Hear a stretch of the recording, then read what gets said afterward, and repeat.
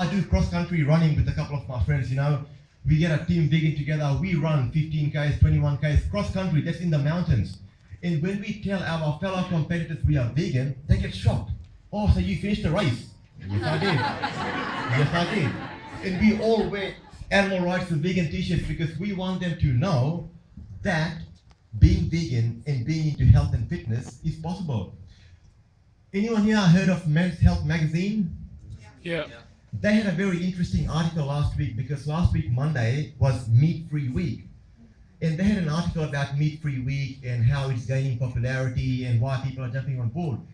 And I was very impressed that they said that being a vegan and being a sports person is very possible. Day in, day out, we're getting more and more people who are proving that being a vegan and excelling in sports is possible. Anyone heard of Peter Siddle, the cricket player? Good friend of mine, very good friend of mine. And when Peter Siddle first became vegan, pretty much the whole country was shocked.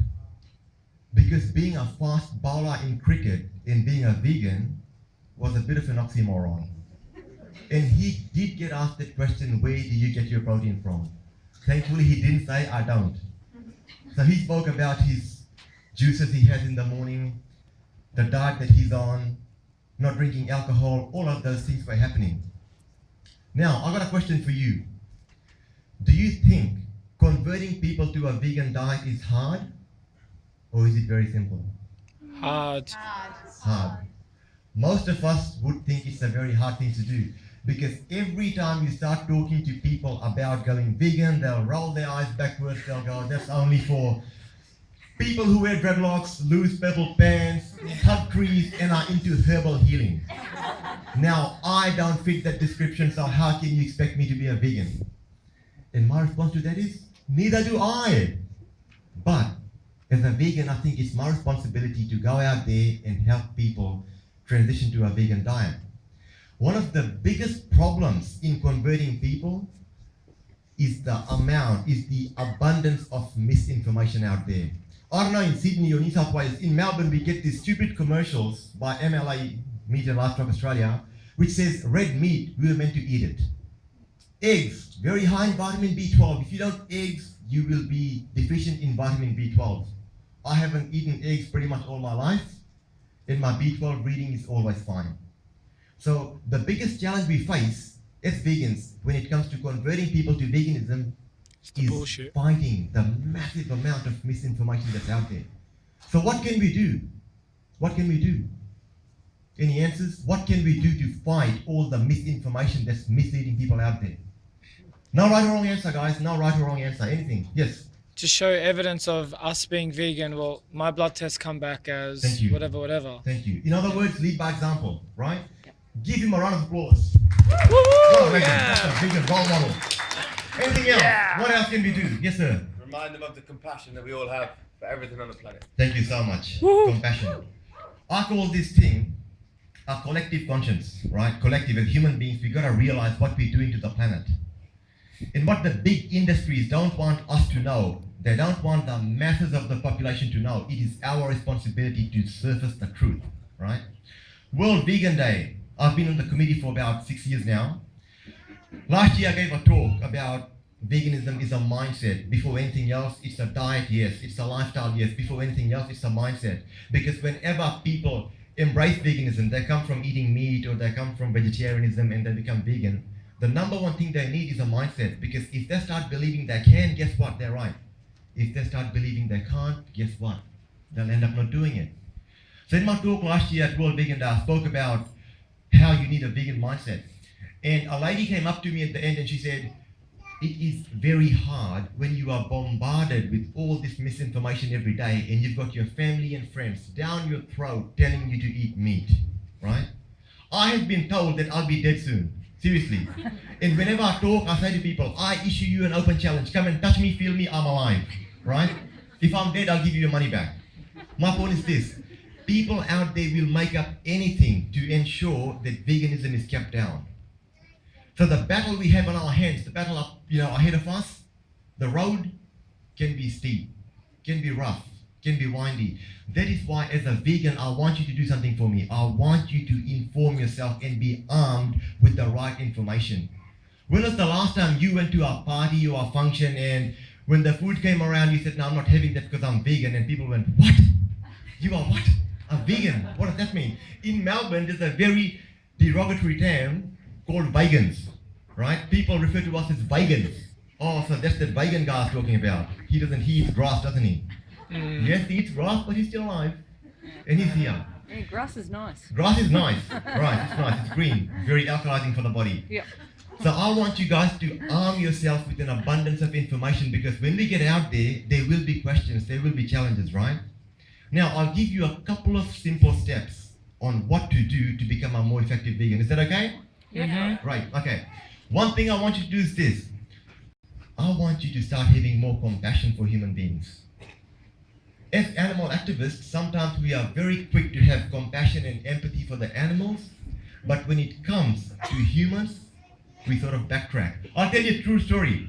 In December, one of my friends in Melbourne, she was driving through the country and there was a car crash, right? So she stopped on the side of the freeway to help out. She saw a dog in the back of a car that has been smashed. She didn't give a hoot about the humans, she ran straight for the dog, right? And I said to her, I said, did you realize what you were doing? And she said, I didn't even think about the people. The poor dog was my number one priority. And I said, what about the people? She goes, oh yeah, once the dog was fine, I checked on them. And thankfully they were fine too, right? And then she put it back on me. She said, would you have done it differently? I said, no. I would have checked on the poor dog first, right?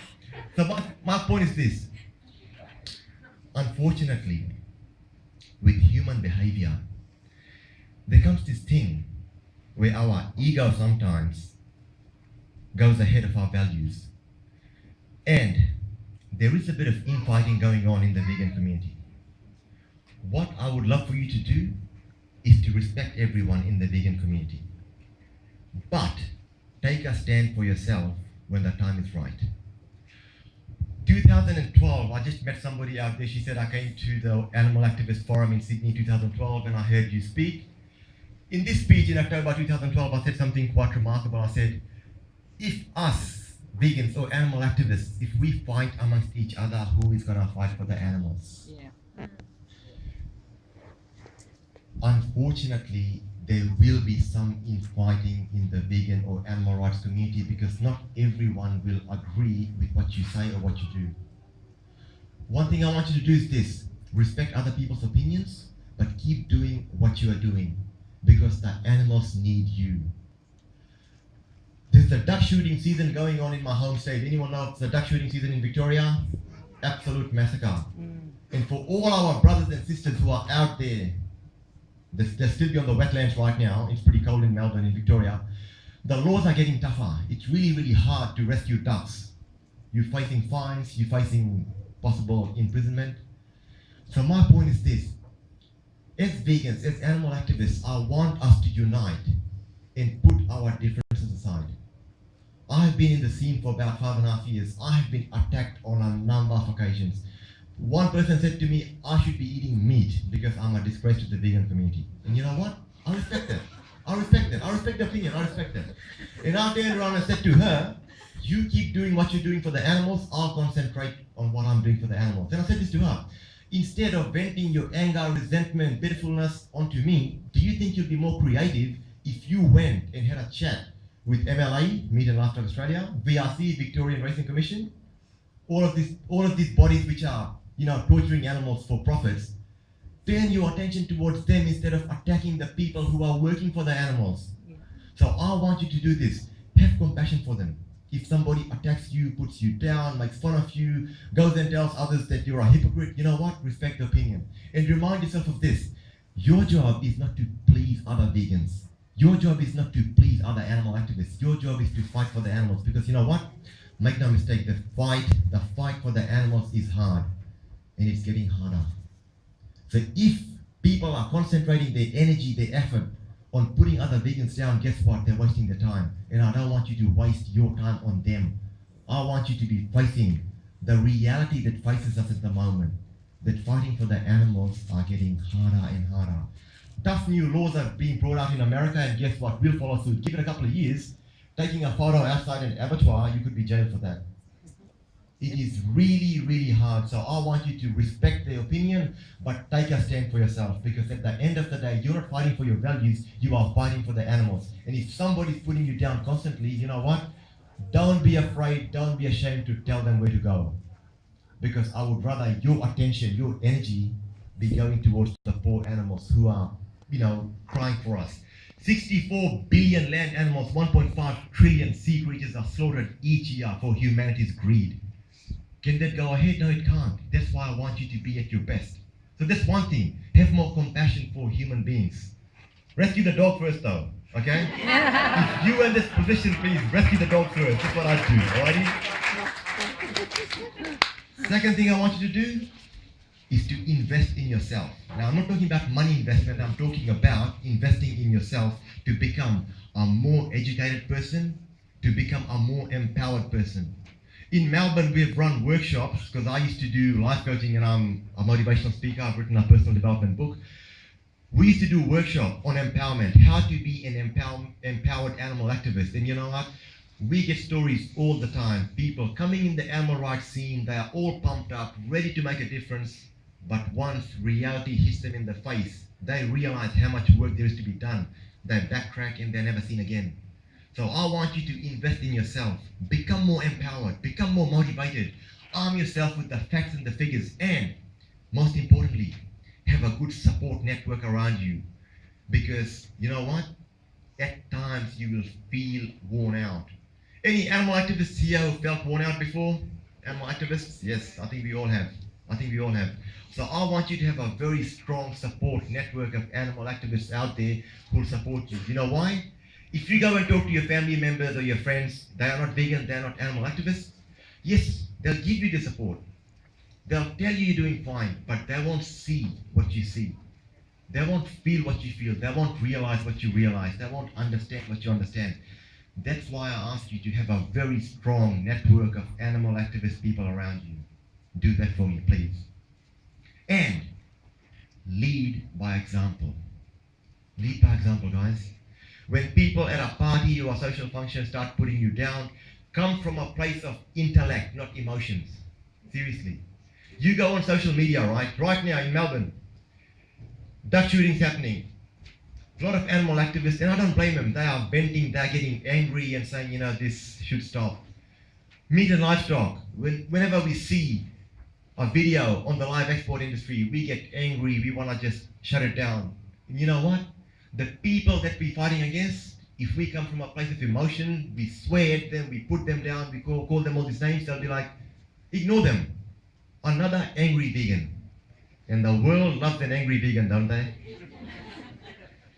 That's what will happen. They'll say, look, ignore that person, he's an angry vegan, give him a day or two, he'll calm down, go back to eating his grass and wearing his dreadlocks and his herbal healing. Give him some time, he'll go away. If you come from a place of intellect where you enlighten them with the facts and the figures, they will take you seriously. They'll be scared. And all the other people who see your comments on media and social media, they'll be learning. Because your goal as a vegan, in my opinion, is to leave a trail of inspiration behind you. Because one day we won't be here, but the future generations to come, they should look back at us and say, those vegans made a difference and now it's my responsibility to carry that on.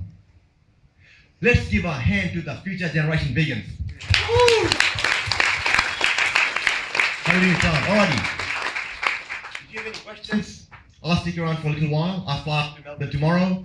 But if you want my contact details, if you want me to help you in any way, come and see Kathy or the organizers, and I'll help you out. On a party note, I just have to say this. I read a quote many years ago, which is imprinted on my mind. The quote said, "Let us not look back in anger. Let us not look forward in fear. Let us look around in awareness," by James Thurber. And that is my request to you. Go out there and raise the awareness for the animals and for veganism. Because human health, Mother Earth and our animal brothers and sisters, they are suffering. And it's your job to make a difference. Thank you.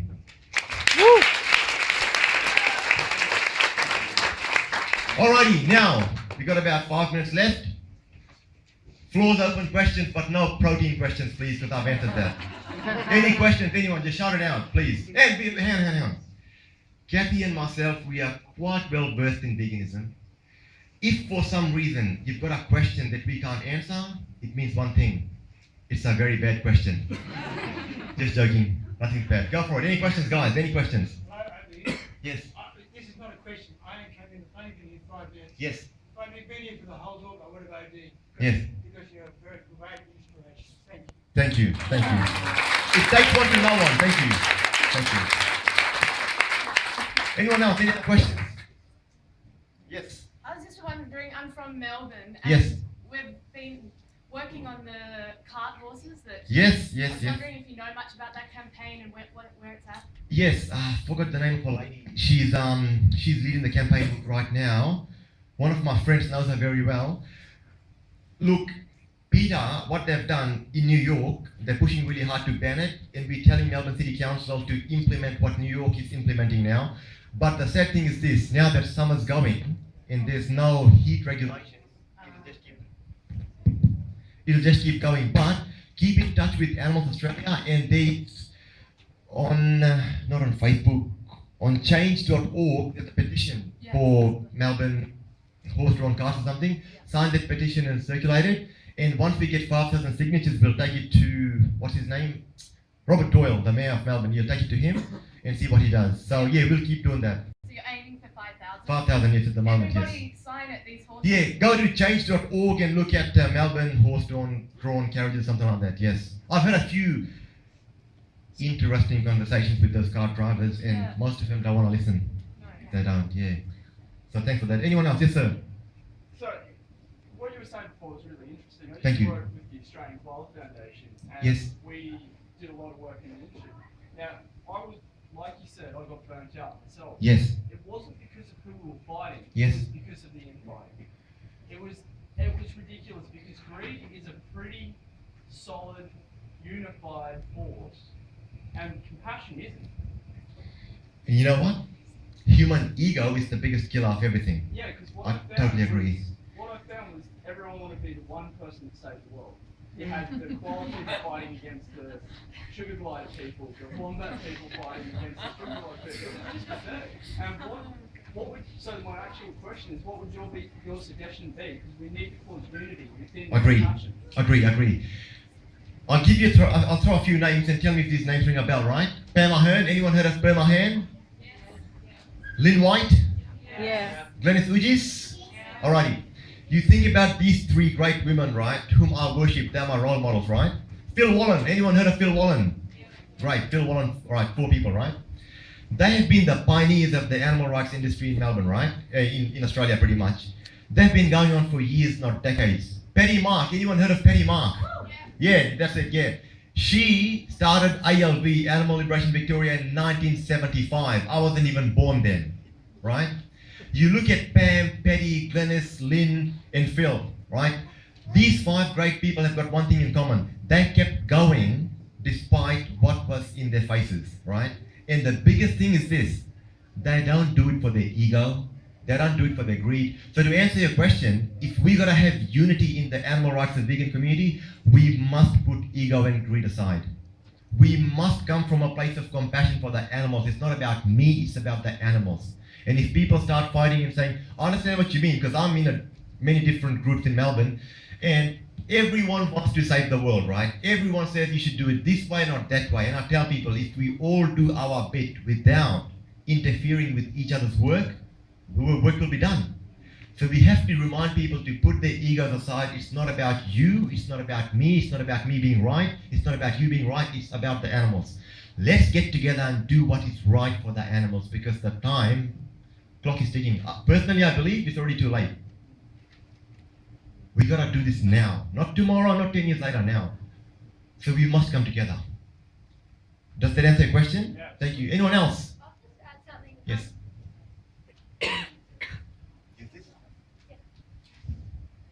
With my books, I'm not doing it for the fame or the money. So if anyone wants to do a vegan book and they need any help, or they're doing a website, or they want to do any kind of vegan project, get in contact with me, because I'm more than happy to help with ideas or how to do it, how I did it, save you all the hassle of researching everything about how to publish. So more than happy to help. I was going to say about the Australian media, they don't want to publish things about vegan anything.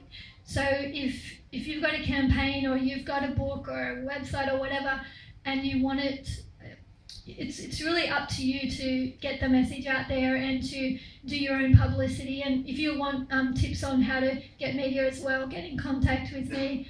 And we can't rely on the media in Australia, to magazines or newspapers, to do vegan articles. We have some really good vegan journalists, lucky with Ruby and Katrina Fox as well, getting some articles out. But apart from a few brilliant plant-powered women that we have, the mainstream media are just pretty average at doing it. So everybody can start a blog. It takes about 5 minutes. So if you start a blog and just start putting your opinions out there, get your friends to read it, get your own Facebook page about a vegan thing. And social media is really going to be the vegan revolution. And once it starts getting popular, then the media will pick up bits and pieces like they did with Men's Health. And having a few vegans within the media also helps magazines pick up on things. And of course, the government is definitely going backwards when it comes to legislation. I mean, we're getting dames at nights, but we're not really getting any. We're not getting really much progress for the animals, although Voiceless and others are doing a really stellar job. So, I mean, with the government and the media not exactly on board, it is up to the grassroots vegan community to do whatever they can. I mean, I started doing books and just taught myself, and a lot of people are doing vegan documentaries and doing a lot of stuff, and we're just doing it off our own bats. And the more people do it, the more competition in the vegan world, the better, because it means everyone's got their own community and their own area where they know people that will spread their stuff for them. So I'm happy to have more and more vegan book competition. So if anybody at all is interested in doing any kind of publishing, please get in contact, because I want to help more people in that way. Yay. Any other questions before we wind up? Yes. As vegans, what can we do to stop to prevent the Australian government following in American US footsteps with the ag laws? And I totally disagree with that. And how they're making it illegal to film slaughterhouses. Yeah. Do you want me to be blunt with you? Seriously, it's going to be a tough battle fighting the big boys, because where corporate greed is concerned, it's going to be hard. All we can do is keep increasing the awareness, keep telling people as much as you can about all these laws. In Victoria, we've got the anti-protest laws. Does anyone know about those laws? Yes. Anti-protest laws, yeah. They came into effect last month, I think, from memory. And that's it. I'm scared to go to a protest now. So, to stop us from following America's lead as people, because I do believe in people power, eventually we'll get there, I want you to just spread the message far and wide. Let as many people as you can know, and contact your federal, local members of parliament. Go and make an appointment, go and talk to them, and tell them this is something that concerns me. Talk to them and just tell them, the next election will be coming around in 3.5 years' time, you'll need my vote. So if you want us to vote for you, you have to listen to the people. But yeah, look, I'll be honest with you, it's going to be a big challenge. Also go to your supermarkets and go to the manager and just request vegan food. One of my friends did that at our local Coles, and within a month there was all these vegan items, because they rely on their customers and they just want to sell stuff. So they don't care what they sell. And if vegans are going in there saying, oh, do you have vegan chocolate biscuits or whatever, they'll start stocking it, and you get a few people to go to the same Coles and they start thinking it's a trend or something. And if we can, got to be strategic in this one. And you do that with radio talkback and anything. Like if your thing is talking on the radio, there's an hour, I think they give whatever radio stations. You ring them every week and you have your own moment. It's basically your own show. And you think of whatever your skill is and whatever your passion is, just focus on that area and do what you can. So if you're a vegan artist, there's so many amazing artists in the world that are vegan, and they're doing shows and and they're loving what they're doing. And the main thing is to do what you really love, because you're going to put your time and energy into it. Music videos. Yeah, okay. Yeah, actually in the room we've got so many talented vegans that are in the arts and in so many industries. So I think if every one person that's a vegan does something, whether it's going to your local member, going to your shops, signing petitions or whatever it is, that together we'll do it. It won't be a couple of authors and a few musicians. It actually needs everybody, because the government is what it is and the media is what it is at the moment. So we need to be all doing a little bit to make it a big effort. Anything else? Any more questions before we wind down? Can I say something? Yes. You mentioned earlier there's like a few of us writers and journalists talking about animal issues. What I can suggest is when you do see an article about animal rights, and there's starting to be a few more, I'm starting to notice more editors are more open to me writing about animals. Share them, comment on them, like them, because the editors will put in what gets the clicks. So that's one way, and when they see that these articles are having an effect, whenever another writer pitches a story about animals, they will be more likely to go with it. So, and on that note, I have noticed in the last year or so many more articles about animals being published, so editors